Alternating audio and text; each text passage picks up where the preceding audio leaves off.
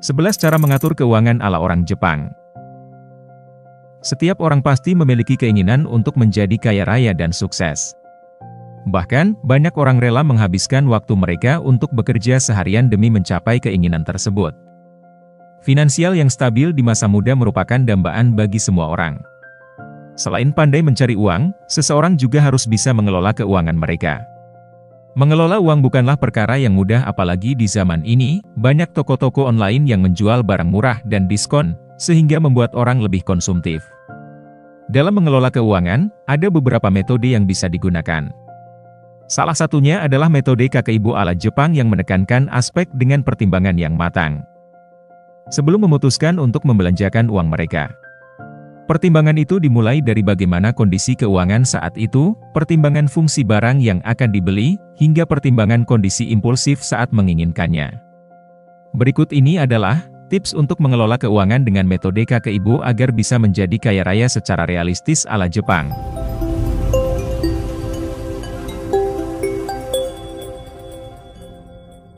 Nomor 1. Mencatat pemasukan dan pengeluaran. Orang Jepang biasanya mencatat keuangan mereka secara manual baik untuk pemasukan maupun pengeluaran. Biasanya menulis di buku akan lebih mudah untuk seseorang mengingat apa yang ia tulis, daripada menggunakan aplikasi keuangan pada smartphone. Oleh karena itu, kamu juga bisa menulis semua aktivitas keuangan setiap bulannya untuk mengetahui besaran finansial di bulan tersebut. Nomor 2. Menabung harus didahulukan. Dalam metode Kakeibo, jenis dana dibagi menjadi 4 jenis, yaitu kebutuhan pokok, kebutuhan sekunder, kebutuhan untuk tambahan wawasan, dan pengeluaran lain. Sebelum mengeluarkan uang untuk 4 hal tersebut, maka ada baiknya kamu mengalokasikan uang sebagai tabungan terlebih dahulu. Cara ini sangat tepat untuk kamu yang ingin kaya dengan cara realistis. Menabung harus menjadi prioritas utama dalam mengelola keuangan. Dalam metode Kakeibo, membagi dana menjadi 4 jenis kebutuhan membantu kita untuk mengatur keuangan dengan lebih efisien.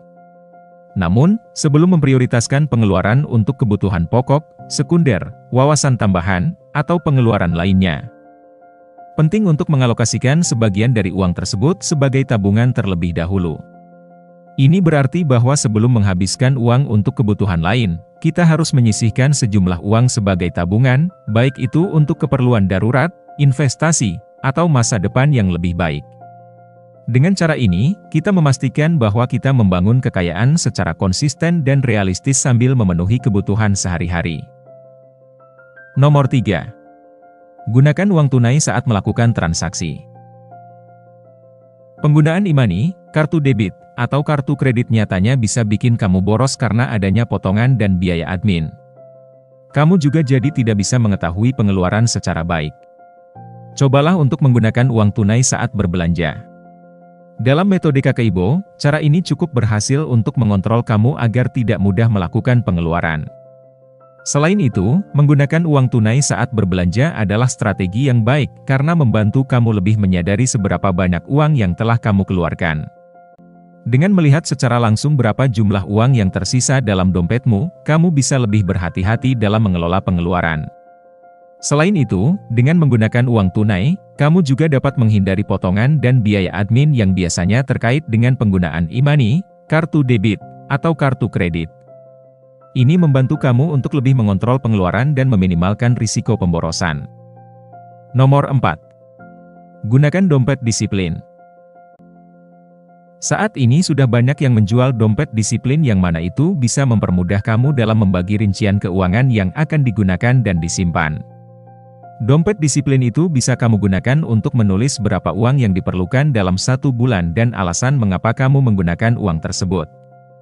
Selain itu, menggunakan dompet disiplin adalah cara yang bagus untuk mengatur keuangan dengan lebih terstruktur. Dengan dompet ini, kamu bisa membagi uangmu menjadi beberapa kompartemen untuk keperluan yang berbeda, seperti pengeluaran sehari-hari, tabungan, atau dana darurat.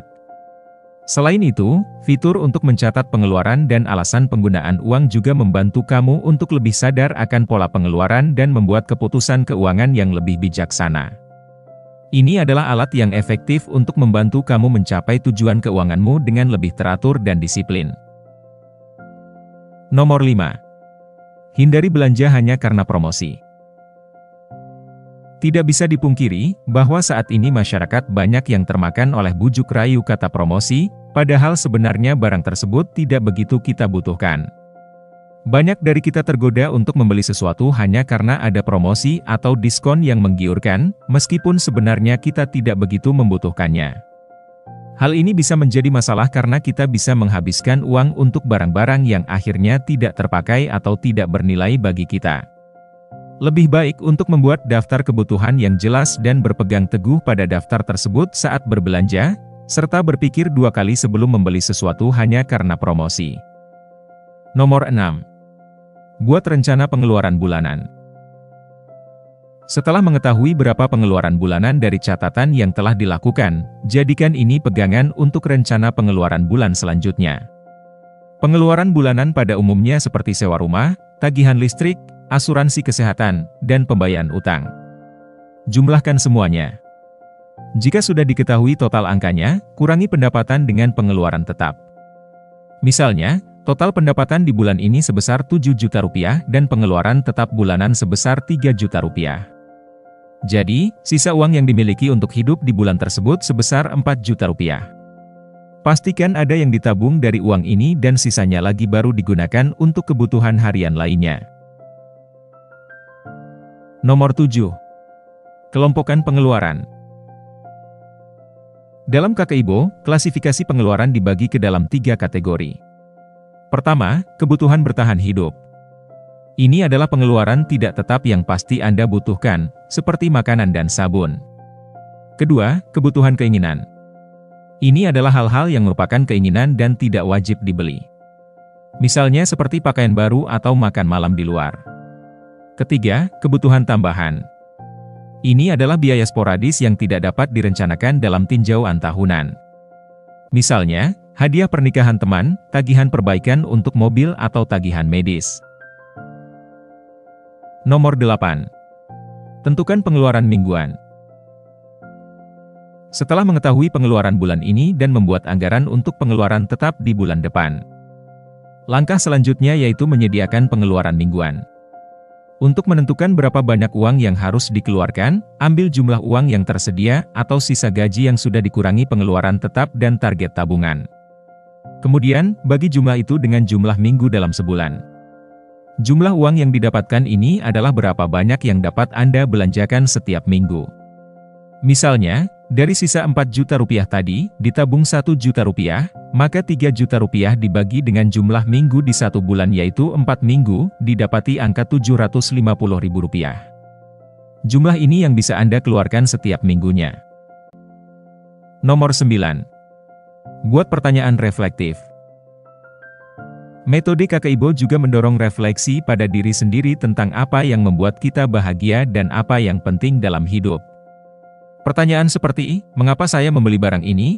Atau, apakah barang ini memberi saya kebahagiaan yang berkelanjutan? Yaitu membantu kita mempertimbangkan dengan lebih baik sebelum melakukan pembelian.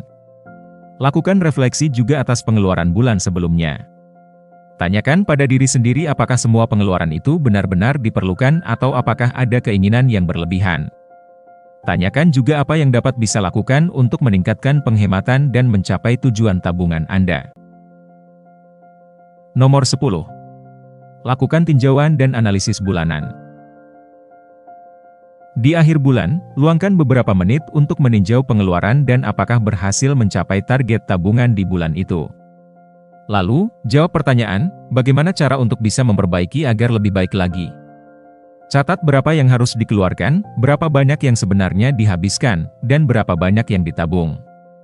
Untuk menemukan cara agar bisa meningkatkan progres, tanyakan pada diri sendiri pertanyaan ini. Apakah Anda mencapai target menabung? Apa yang bisa dilakukan untuk mencapai tujuan tabungan tersebut? Apakah Anda menghabiskan terlalu banyak dalam beberapa kategori? Dan bagaimana Anda dapat meningkatkan perbaikan di bulan depan? Setelah direnungkan, tulis jawabannya di jurnal KKIBO. Sehingga Anda memiliki referensi saat hendak merencanakan pengeluaran, atau jika merasa bimbang untuk melakukan pembelian yang tidak dibutuhkan. Nomor 11. Lakukan tinjauan tahunan. Di bagian ini, Anda dapat mencatat pengeluaran yang mungkin terjadi setahun sekali, seperti membayar pengeluaran liburan atau asuransi mobil. Anda juga dapat menuliskan rencana pengeluaran liburan di sini. Lihat pengeluaran di tahun sebelumnya sehingga Anda mendapatkan gambaran tentang apa yang harus dimasukkan dalam tinjauan tahunan ini. Pikirkan juga tentang rencana keuangan yang harus diselesaikan selama 12 bulan ke depan, dan tagihan apa yang akan jatuh tempo.